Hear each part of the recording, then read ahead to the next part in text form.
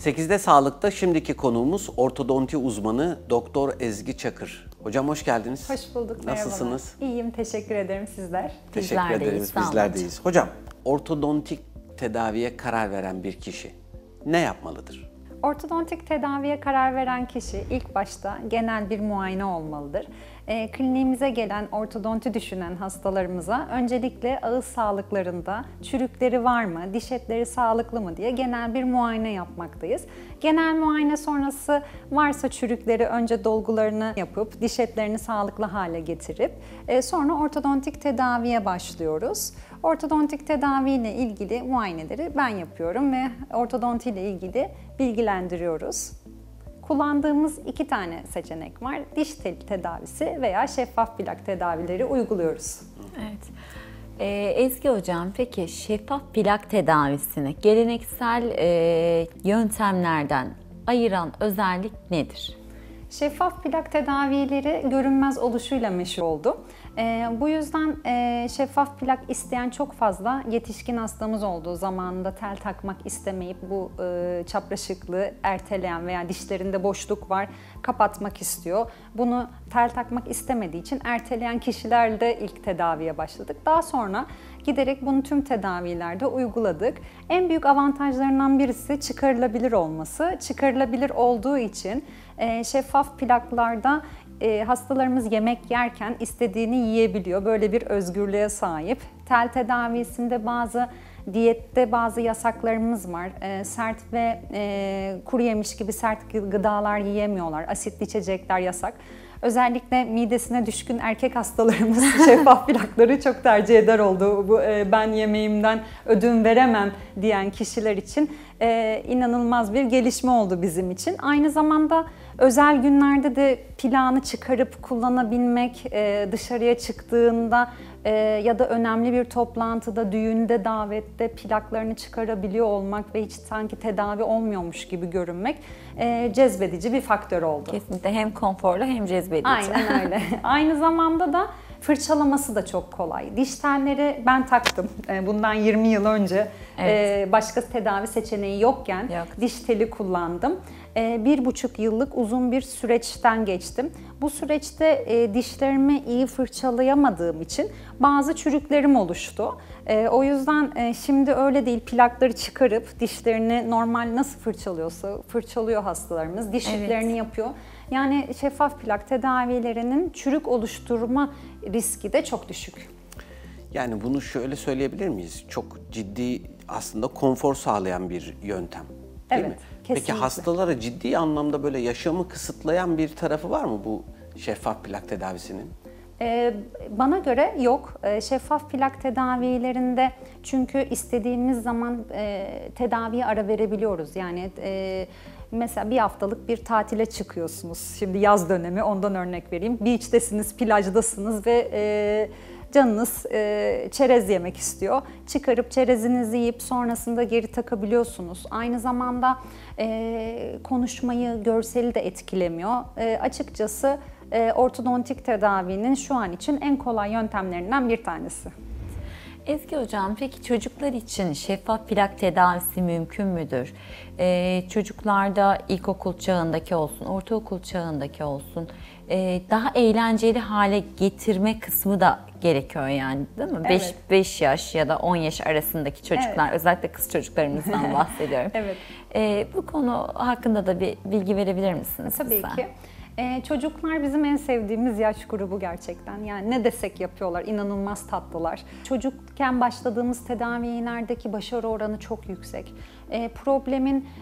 Dişsel başlayan problemin, yani sadece dişteki bozukluk bazen iskeletsel bozukluğa sebep olabiliyor. Yani çenede dişlerinden bir tanesi çapraz kapanıyor. Bu çenede asimetrik büyümeye sebep olabiliyor. Halbuki biz küçük yaşta o çapraz kapanan bir tane dişi düzeltsek ortopedik olarak yani büyüme ve gelişim doğru ilerliyor.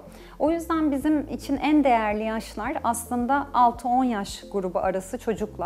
Dişleri değişir değişmez, hatta ön 2 dişi görünür görünmez çocukları görmek istiyoruz. Çocuklar da plaklar şeffaf olduğu için çok motive başlıyorlar. Artık çocuklar için eğlenceli hale getirdiğimiz stickerlar kullanıyoruz. Plakların üstüne yapıştırıyoruz, işte kapların üstüne yapıştırıyoruz, plak kutularının üstüne. Yani çocuklar birbirlerine gösteriyorlar. İşte haftada bir plaklarını değiştirdikleri zaman çok motive ilerliyor. İşin en güzel yanı, bir çocuğa bir şeyi görsel olarak gösterince, yani tedavisinin bitmiş halini baştan gösterince çocuk onu takıyor gerçekten. Evet. Biz ilk başta çocuklardan yana çok şüpheliydik, işte aileler de bizi şeye düşürüyor, çocuğum takmaz bence diyor. Biz bir deneyelim diye başladığımız durumda çocukları, velileri, işte çocuğum beni inanılmaz şaşırttı, çok güzel kullanıyor, çok motive oldu. Çünkü çocuk ileride güzelleşeceğini bilerek bir tedaviye giriyor. Ergenlik döneminde de ona çok büyük bir kolaylık sağlıyor düzgün dişle ilerlemek. Kesinlikle.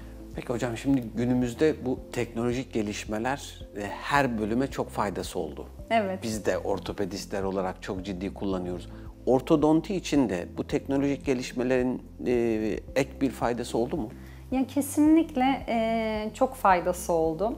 Biz daha önceden tedavi ettiğimiz hastaların tedavilerinin bitmiş halini gösteremiyorduk. Mesela ben yıllar önce burun ameliyatı oldum. Başka bir hastanın burnuna bakıp doktorumu güzel yaptığını düşünüp karar vermiştim.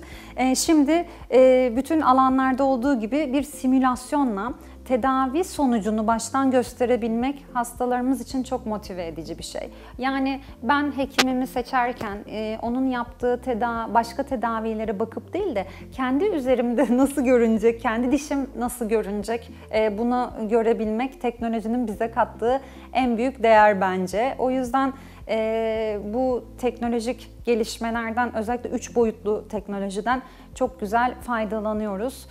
En çok faydalandığımız alanda şeffaf plak. Hocam, yapay zeka birçok sektörü, bölümü, alanı köklü şekilde değiştirmiş durumda.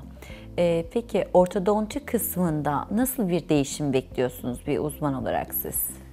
Biz eskiden hamur benzeri maddelerle ölçü alırdık dişlerden ve bu ölçülerin net çıkmadığı durumlarda kullandığımız apareyler oturmazdı. İşte hastaların midesi bulandığı için, özellikle bulantı refleksi kuvvetli kişiler, bazı kişiler dişlerini fırçalarken bile midesi bulanıyor. Evet. Şimdi o kişiye hamur benzeri maddeyi yerleştirip donmasını beklemek bir dakika boyunca çile, eziyet. Şimdi teknolojik malzemelerin gelişmesi ve yapay zekanın ilerlemesiyle ağız içinde küçük kameralarla dişlerin 3 boyutlu görüntüsünü alıyoruz ve bu görüntünün üstüne uyguladığımız her materyal ağızla birebir uyumlu oluyor. Yani öyle tekrara düşmüyoruz.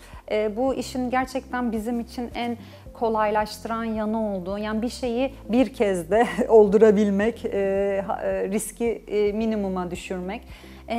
Bir de birden fazla seri şeffaf plak ürettirilerek ilerleniyor bu tedavilerde.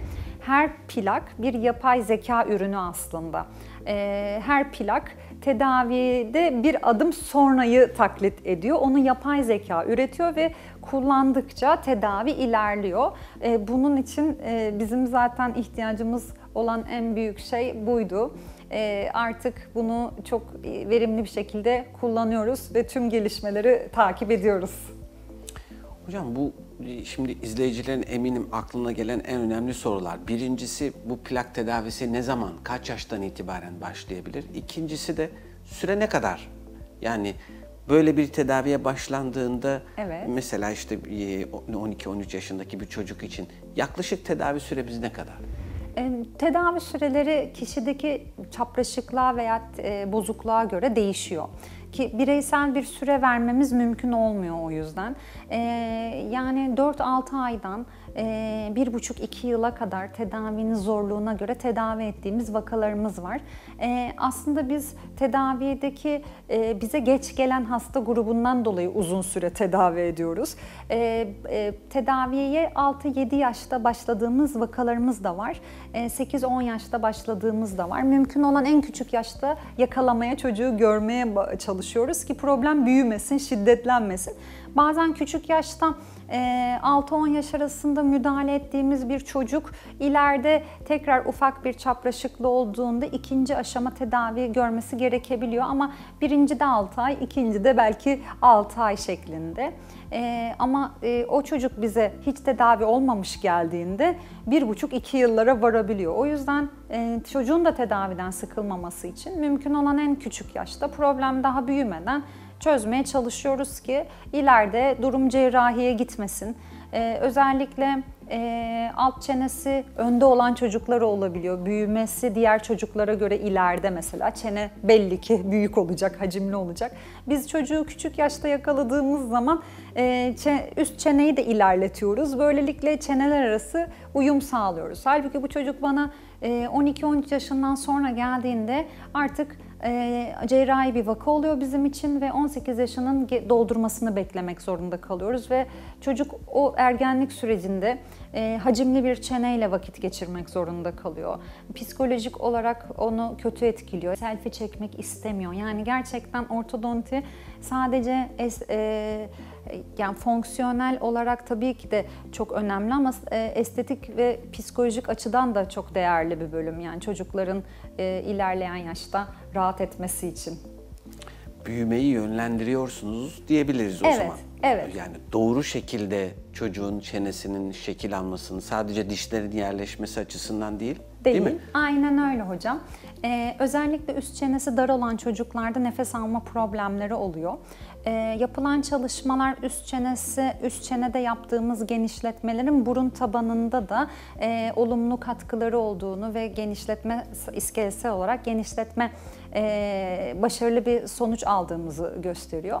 Ve böylelikle nefes almada rahatlama, alt çenenin doğru büyümesi gibi çok olumlu katkıları oluyor. Yani aslında yüz ortopedisi bir açıdan bizim için yüz ortopedisine dokunabiliyorsak diyoruz ki ne mutlu bize. Özellikle üst çenesi dar olan çocuklarda alt çene büyüyemiyor. Alt çene büyüyemediği için de kuş yüzü görüntüsü oluyor. Biz üst çeneyi genişletince alt çene bir rahatlama oluyor ve kendiliğinden büyüyor.